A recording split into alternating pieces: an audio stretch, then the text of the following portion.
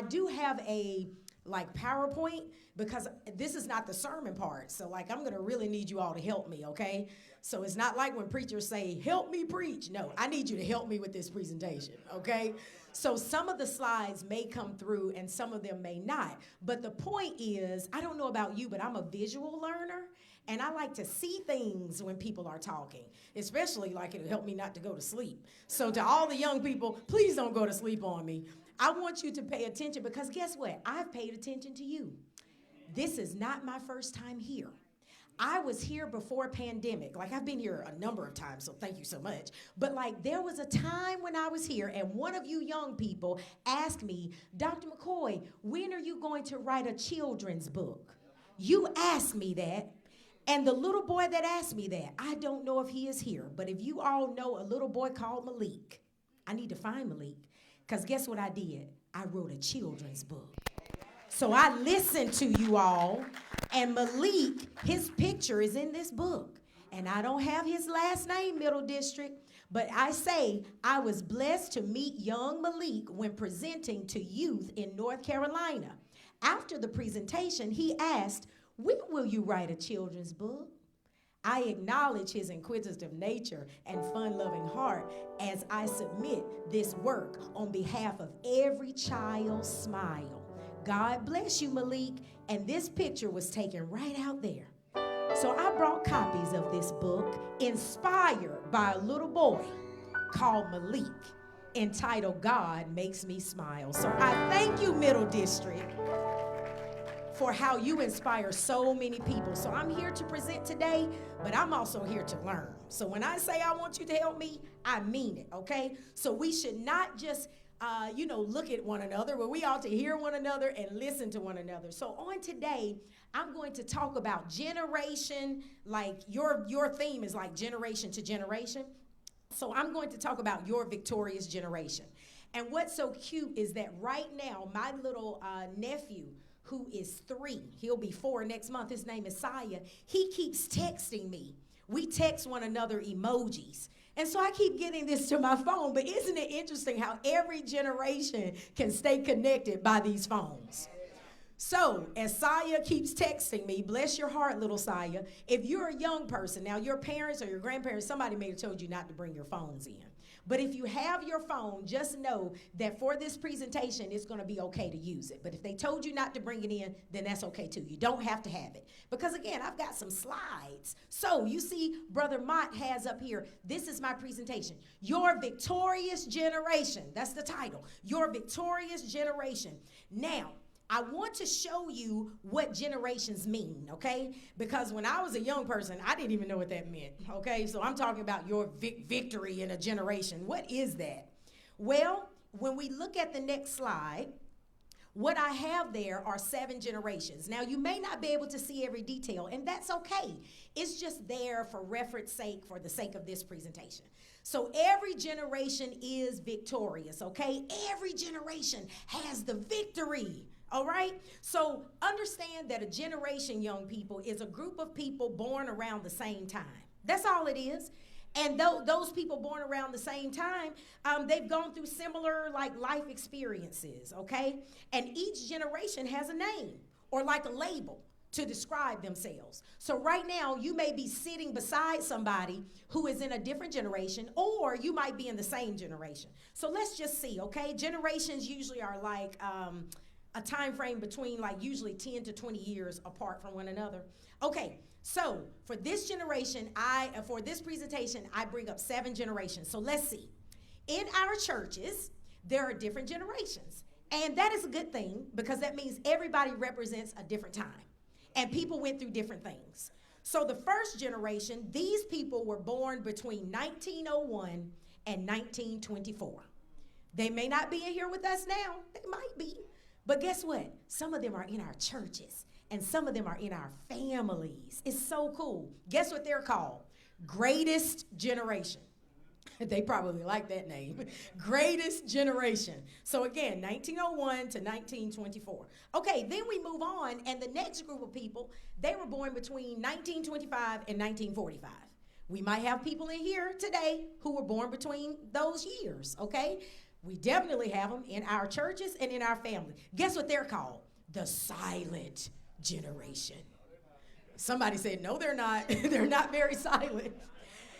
And look, you all invite me to so many things. There's another presentation that I do, and it's called Bridging Generational Gaps. This one is for youth, so I created this one for this presentation. But the other one, I talk about those generations a little bit more. And so that's why you're hearing people say, no, they're not. So I go more into that, but I won't do that today. Well, the next generation, they were born between 1946 and 1964. Oh, there are some baby boomers in here. Young people, they're called baby boomers. That's what they're called. Okay, and they're in here. Okay, born between 1946 and 1964. Then there's Generation X. Oh, they're in here too. And maybe you're watching virtually. You can give a shout out to your generation. Generation X, they're born between 1965 and 1980. Okay? Now, just know that this is just a time frame that I found. Sometimes they're a little different, okay? The ages or the dates can vary. But for the point of this presentation, I'm just using this so we can be on the same page. Okay, next, there is a generation called millennials. Millennials. And they are like the largest generation, and people focus on them a whole lot. They were born between 1981 and 1996. And again, that could vary. Then we get to Generation Z. Now, do we have any Generation Zers in here? Born between 1997 and 2012. Were you born? Okay, some people are raising their hand. Okay, cool. All right, okay. And then there's like the generation called Alpha. And I told you my little nephew, Saya, is sending me text messages like emojis, really. He's from the Alpha generation, okay? So he was born, so those people are born between 2013 and 2025. It's not even 2025 yet, right? Okay. So then all of those generations are victorious, and I just wanted to give some of that information. So let's talk about differences in generations. Now, I love the fact that Mr. Mott already put a picture up. Look at this. Look at that picture. These are a few differences just to think about. Okay, so I told you I need some help. So I want someone representing their generation, help me with this. What do you see in this picture as we're thinking about differences in generations? What's the difference? Yes, I see you back there. The old man has his pants all the way up. And the young man has them down. Let's give her hands. Okay, so right now, what we're not doing is talking about right or wrong. I just want to show us some differences in generations. Because in the church, we should focus on the fact that every generation is victorious because God created every generation, every person in God's image. So young people, today I want to inspire you and encourage you so that you will know that no matter what people think about you or think about the music in your generation or the clothes you wear in your generation, I'm here to tell you that you are victorious, okay? So I want you to see some differences because I want us to have some fun, okay? All right. Let's see what the next difference is, Mr. Mott. Okay, look at this one. Okay, I see some youth in here with some cool hairstyles. So I want one of the youth in here to tell me what they see. When you look at that, what does that mean to you? Anybody? It's okay. What do you see? Let's see. Okay, yes. Okay, he's going to get a microphone. Thank you so much, Dr. Wells. This is the gentleman that did our prayer this morning. Let's give him a hand because he did a great job. What do you see, young man? The son has hair. The son has hair like on the top, and the dad doesn't have any on the top. It's just on the sides. Okay, so let me ask you this: from your view, is one a hairstyle and one like losing hair? Is that what you're saying? Kinda. Or like one is a choice and one is. One is a choice. I believe. Okay, which one is a choice? The son. But you know what? There are some generations where that dad might say, I may be losing it on top, but I've got it on the side. So I'm choosing to keep it. Maybe his is a choice. Look at how wow, you're helping us to think. Thank you so much. Good job. He's helping us to think. Now, remember I said that because when I get to the sermon, that's what I'm going to be talking about, is thinking. So thank you so much. You're helping me. Okay, let's look at the next picture, please, Brother Mott. Okay. This represents perhaps a generational type difference, right? Okay, so someone tell me, what do you see?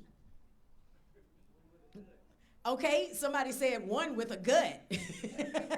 Okay, what does a gut mean in your generation? Let's let her speak. Could she have the microphone, please, Dr. Wells? Thank you. Okay, would you please, from your generation, because look, we say a lot of things, but we don't always understand because we don't listen to one another. That's true. All right, so please, what did you see? What did you say? I saw the one with the big belly. I said the gut. She said a gut. Yeah, and that's like at age you gain weight in the midsection of your body when you get older. So all the young ones enjoy your flat bellies right now. Ooh. After a while, it might increase. I don't know. Oh. Okay, so and the we're other one getting some had, information. well, anyway, because they were busting out of their clothes in the middle. So that was not a choice, as we spoke earlier, because it looked like, that wasn't a choice. But now with the hole in the knee, they probably purchased those pants, or either they cut it to make that be part of their generation. So she's saying that the person with the hole in their pants probably made that choice. Okay, well, there is a generation, and thank you so much for your insight. We need that. Now, she said that the person wearing the hole in their pants is a choice. Well, guess what? There's a generation now, and you young people, correct me if I'm wrong. But regardless of how your body looks or whatever, there are a lot of people in your generation who embrace their body image, and they wear something called crop top. Anybody know what a crop top is? Oh, she says she used to wear them. Okay, who in 2023 wears a crop top or see a young person wearing a crop top? Raise your hand. Oh, okay. So then she says she used to wear them in her generation. So I want to hear, yes, young man. He said, oh, please give him the microphone, Dr. Wells. We're learning something. What did you say? Please tell us your name. Keon Sweat. Okay. I said I wore it in football. Yeah. Oh. You wear them to your stomach right there. Uh-huh. Just to let your stomach show your abs and stuff. Show your abs. Oh. All right. See, I like what he's saying because sometimes people think crop tops are only for a particular generation. Sometimes they think crop tops are only for girls who like to show off. So you just learned something. So, okay. He's a young man who says, oh, if I've got those abs, I can show them with a crop top. Let's give both of these generations. That is so awesome. Okay, so what we have seen is what we might think to be differences according to the picture. But what you have done in this room is take time to listen to one another to actually see, maybe it's not so much a difference. But now let me focus on a similarity that all generations have. Similarities in generations. As Mr. Mott shows that slide, it simply says, people in each generation can become overwhelmed. Guess what? We all have that in common. I don't care how old you are. Let's see. Do we have any 6-year-olds in here? 7-year-olds, 8-year-olds, 9-year-olds, 10-year-olds, 5-year-olds? We have a 5-year-old. Okay. Did I say anybody else's age? 10, 11, 12? Oh, I see some hands. Okay. So guess what? From 5-year-old all the way to 100-year-old. People in general, no matter what generation they represent, can become overwhelmed. Overwhelmed means that we can feel upset. It means we can feel angry, devastated, or overpowered. Now, I want you to look at that slide. What's your favorite color? Whatever your favorite color is, okay, that represents your generation, okay? So the red people, the yellow people, the green people, whichever person you are, I want you to keep that in mind, okay? Because what I want you to do is I want you to talk back to me, not based on yourself, but based on the color, okay? So I want to hear from the red people, the green people, the blue people. See that? All right, so here we go. Okay, how many, do you think, are there any red people who feel angry? Do you think red people feel angry? Okay. Okay, what about blue people? Do blue people feel angry? Okay, blue people. Okay, blue people don't feel angry? They feel mellow? Okay, thank you. Okay, that's good. Okay, remember now, you're just picking one of those colors. What about yellow people? Yellow people, they may feel, let's see, do yellow people ever feel like sad? Even though they're yellow. Now, you would think sunshine, yes. People can look bright on the outside, like yellow, but they can be blue on the inside. Oh my goodness, is that right? So young people, I have a video that I wanted you to see, but you know what? It's not cooperating, is it? It might be. Let's just see. This video is entitled, When I Feel Overwhelmed. I'm a blue person, I'm a yellow person, I'm a red person. Sometimes I feel overwhelmed. So what do you do when you feel overwhelmed? What does overwhelmed feel Hi, like? kids. Let's So talk I have about a video for you. So if the video plays, we might be able to hear it, but if not, the good thing about Dr. McCoy is that she's always prepared. Because before there was a video, God blessed me with a thinking mind. And we're going to talk about what it is to think. Okay, so let's just see. We'll give it a moment. We'll try to give it a chance. Hi, There it kids. is. Let's talk about when Now you if we can feel turn it overwhelmed. up, when I feel overwhelmed. Do you ever feel overwhelmed by something or a situation? Maybe there's too much noise and you've had enough. It's okay if that's all we Maybe have. you That's feel good. nervous about doing something new. Maybe you feel nervous about doing Or something, something happened that or made you something feel happened upset that and made angry. you feel angry or upset. That's what overwhelmed When you means. feel angry or upset, do you ever feel like things are out of control? You are not alone. Other kids feel this way too. In fact, some kids told us how they feel when they don't feel in control of their bodies. Here is how some of them described it. So itchy. Going to explode. Boiling over. Having a me tornado. Hulking out. Feeling like there is a bee storm all over my head. Do you ever feel like that? When you feel this way, what can you do to help yourself feel better and more in control of your body? I'm glad you asked. Let's talk about some of those ways now. You can get a drink of water. You can get some fresh air and take a walk or run outside, but make sure you ask an adult. Give yourself a hug. Ask to go to a quiet space by yourself. You can take some deep breaths and relax your breathing. You can roll up in a blanket and read a book. Listen to some of your favorite music with a headset. When you feel more in control of your body and are ready to talk to a trusted adult about how you're feeling. Parents, you can visit us at sensoryprocessingexplained.com. All right. Let's give Brother Mott a hand. Thank you so much. Okay. So what I want to do now is talk about when I feel overwhelmed. Sometimes young people feel overwhelmed and their parents are not around. Sometimes you feel upset and you feel angry and you can't get to the church. You're pretty much on your own. I mean, I don't mean to sound mean or anything, but I remember being a young person and feeling very much by myself. Some things maybe I couldn't talk to my guidance counselor or school counselor about. Maybe I couldn't talk to my parents about. Maybe I couldn't even talk about it to anybody in the church. And so this is why whenever you hear the sermon today, I'm going to talk about Jesus. Because when people are not around, Jesus can be in your heart and like always be there for you. So I'm going to talk about that. But right now, I want to talk about how that video said, how do I feel? Ask the question, how do I feel when I don't feel in control of my body? Every young person here has a body. And your body matters, okay? You have to take care of your body. You don't let anybody touch your body inappropriately. You make sure you cover your body in the right way, because you're going to have this same body for the rest of your life.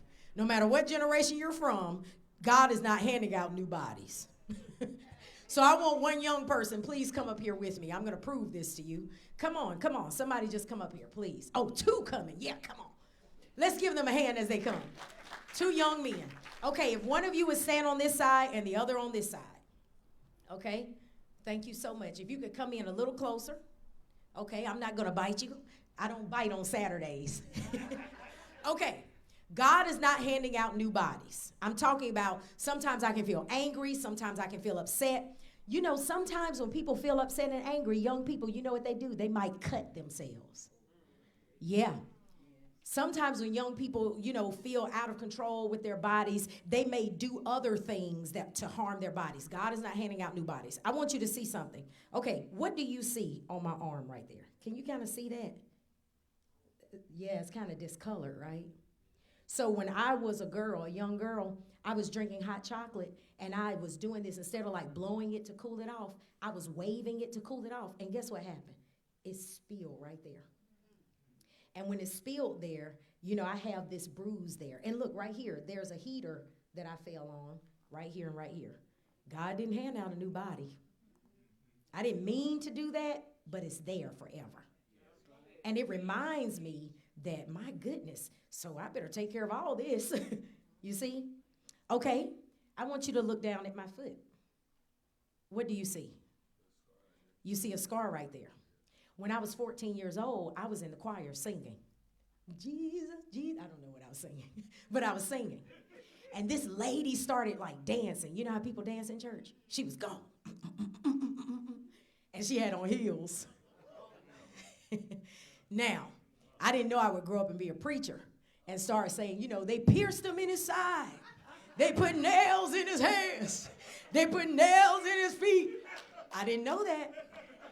But now every time I hear a preacher say that, they put nails in his feet. I look down at where that woman's, her heel went into my foot. And I feel closer to Jesus. So all I'm saying to you both is, these were things that I didn't mean to happen to my body, but they did. So young people, you have to take care of your body. And those abs that you've got going on, hold on to them. Because some people say after you turn 40, it starts to change. Let's give them a hand. You may have a seat.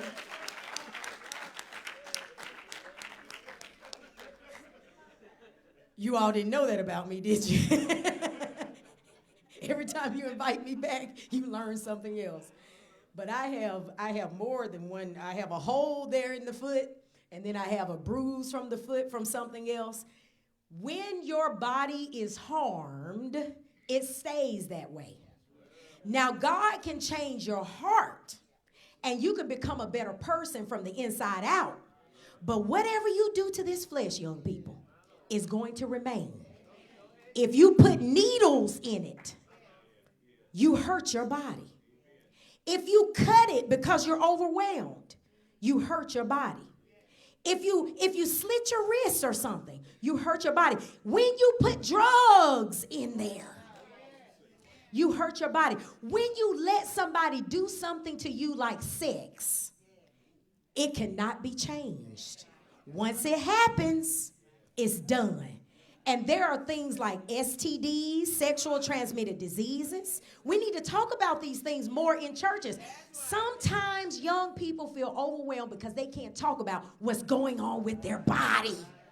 We want to save their souls, but we don't always want to talk about what's going on in their minds and in their physical bodies. So young people, that's what I came to do. So when I feel overwhelmed, in the video, the author talked about, some people said, when I feel overwhelmed, some young people say, I feel so itchy. Anybody ever had itch? I feel itchy. When I was a girl, I had poison ivy. Ugh, itchy. And chicken pox. And then somebody else said, when I don't feel like I'm in control of my body, it's like I'm going to explode. Any young person ever been that upset? I'm going to explode. Yes, you have. You play football, right? Ooh. Sports can really get you, man. Yeah. One person said in the video, a young person said, I feel like I'm having a me tornado. Ooh, that one was really something. A me tornado. That means, again, I may be yellow on the outside, but I'm swirling on the inside. Somebody said, it feels like a bee storm all over my head. So then the video offered things that can help. Get a drink of water. Drink some water. Said fresh air outside. Ask permission, but go outside. Anybody like to go outside? I ride a motorcycle. So at times when I'm feeling like, ooh, and I need some help, I call it wind therapy. So I get on my motorcycle, young people. That's right. I'm a preacher on a bike. What'd you say? He asked me what kind I have. Thank you. That's a good question. That's the best question of the day. Let's give him a hand. Okay, so my first motorcycle, I've had 3. My first motorcycle was a Kawasaki Vulcan. It's like a cruiser, because I didn't really want a crotch rocket. I didn't want to be bent over. I just wanted to cruise, like, just doing that thing. So I got that. Okay, then I sold that one, and I got a Harley Davidson. Yeah, I ironed 883. That's why I say, if you have your phone, look it up. I guess that's what we're going to do. Okay, then now I have a 3-wheel bike. I should have put it in the slide, in the presentation, next time. So that bike has 3 wheels on it, and I customized it, and I call them Taz, like the Tasmanian devil in the cartoons. So before I leave, I'm going to show you all that picture, okay? So we'll do that at the end. But thank you for that question. So I ride my motorcycle. You have to get something, young people, now. You can't ride a motorcycle yet. But you have to, and parents, I'm not encouraging them to ride a motorcycle. But you have to get something that brings you calm. And I'm going to talk in the sermon about that, okay, also. But you can take deep breaths. Let's try that now. Okay, everybody's breathing, but that's not what I'm talking about. Okay, quiet. Sometimes just quiet. Okay, I want you to breathe in, breathe out. Breathe in, breathe out. Breathe in, breathe out. See that? That's very different than just your regular breathing.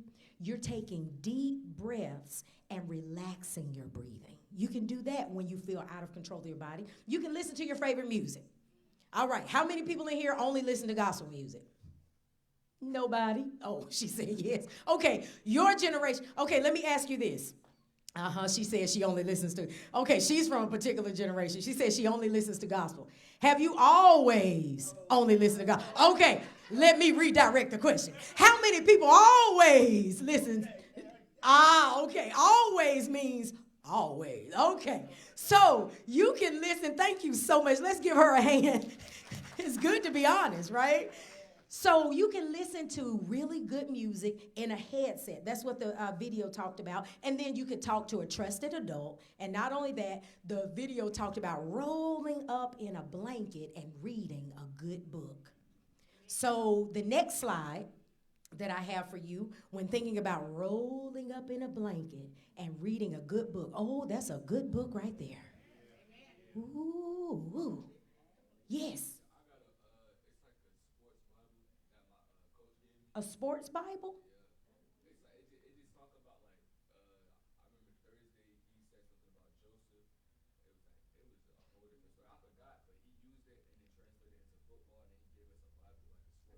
Wow, he said that his coach, right, was able to translate a story that pertains to Joseph.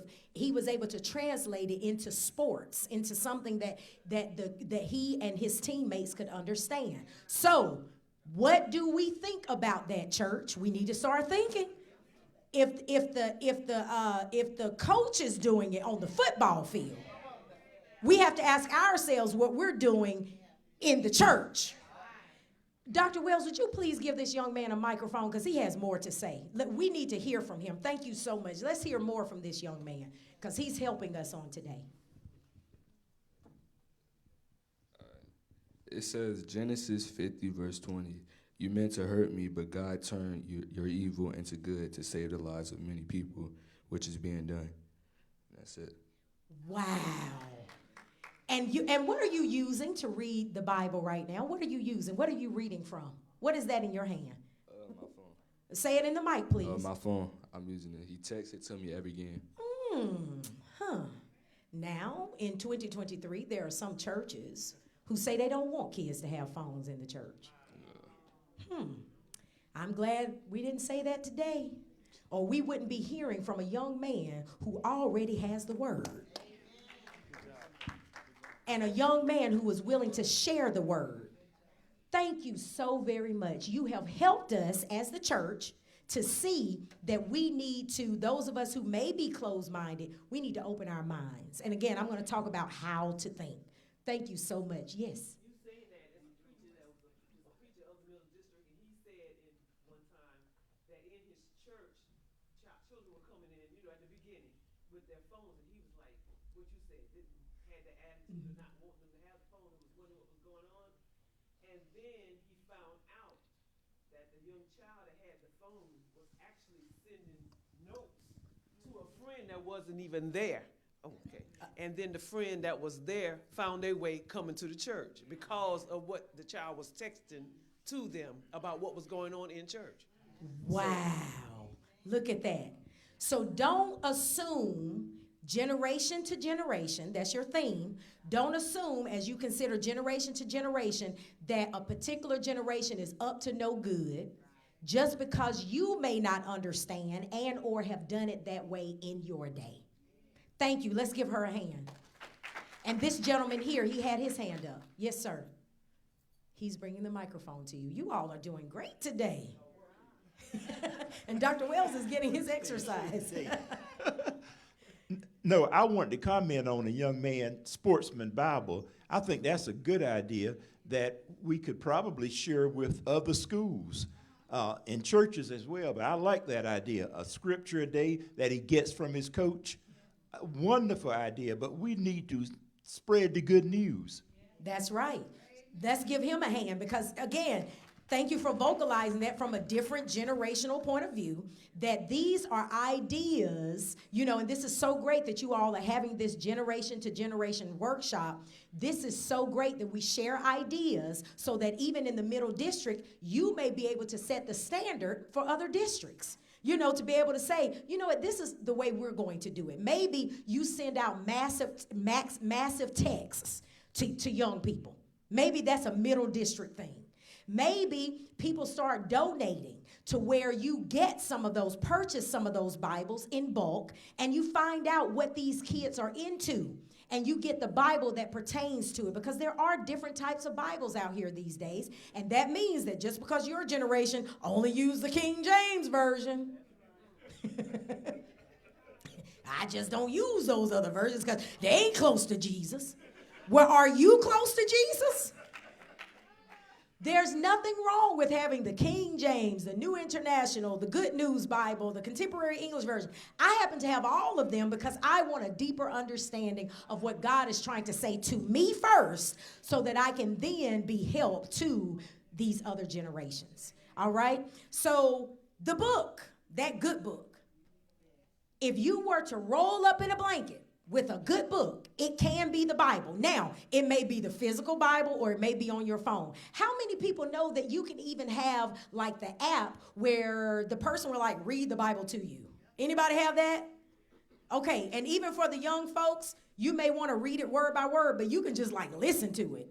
And that's still reading the Bible, okay? It qualifies. So I want us to focus on just one part of that really good book.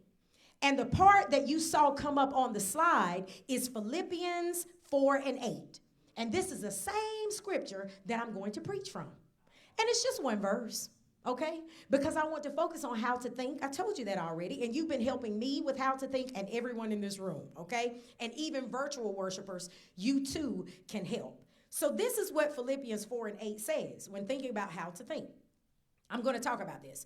Finally, brothers and sisters, whatever is true, whatever is noble, whatever is right, whatever is pure, whatever is lovely, whatever is admirable, if anything is excellent or praiseworthy, think about such things. Okay? So that's what I'm going to talk about.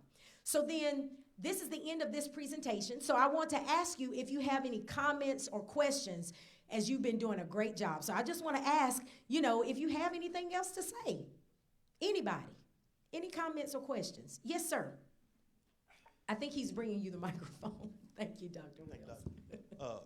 I really enjoyed the presentation. And to you young folk, I'm a Vietnam vet. 55 years, I did not know I had PTSD. And PTSD is similar to what she's explaining to you. So when you have a problem, I get lost. I like to get off to myself, which is nothing wrong with that. But some of the things that she pointed out, it helps. Number one, you got to admit to yourself that you got a problem. Once you realize and admit it to yourself, then you can start to do something about the problem that you have. So I commend you guys just for showing up today, and I'm having a hallelujah good time just sitting here listening. Amen. God bless you, sir. Thank you so much for sharing. Wow, and thank you for your service. Wow. So we're going to delve more into how to think, because listen to what he said. PTSD, young people, is post-traumatic stress disorder, okay? And you know what that means? That means that a person had a traumatic experience, which is an emotional response to something that can be negative. That's what trauma is. I actually, at Shaw Divinity School, guess what? I'm teaching a course called A Theological Response to Trauma. So what this gentleman is talking about, and I won't get too up into that. Bring it down, McCoy. I don't want to use those big words. But when thinking about post-traumatic stress disorder or syndrome and thinking about trauma, that just means, like, for example, let's say I was in a car accident, okay? And I was driving and somebody hit my car from the back. And really, I could even see them coming, but I couldn't move. I couldn't go anywhere. So guess what? I saw them coming, and I tensed up, and boom, they hit me in the back. I survived that, and I come to church, and I praise God for that. Thank you, God, for, saving me and all this stuff. Then I have to go get back in a car. And when I get back in that car, young people, post-traumatic stress disorder means that not every time, but a lot of times, like if I'm in traffic on the highway and I see a car coming close to me, I'm like, whoo! Because I've been traumatized. That's an emotional response to what I'm seeing. I've been traumatized because that happened to me before. So I have to train myself how to think. So thank you, sir, for sharing that. So God bless you all. Give yourselves a hand for what you have done in this moment. That's it for the presentation, the workshop on today. And whenever they tell me to, I'll go right up there and I'll try to preach a sermon, okay? God bless you.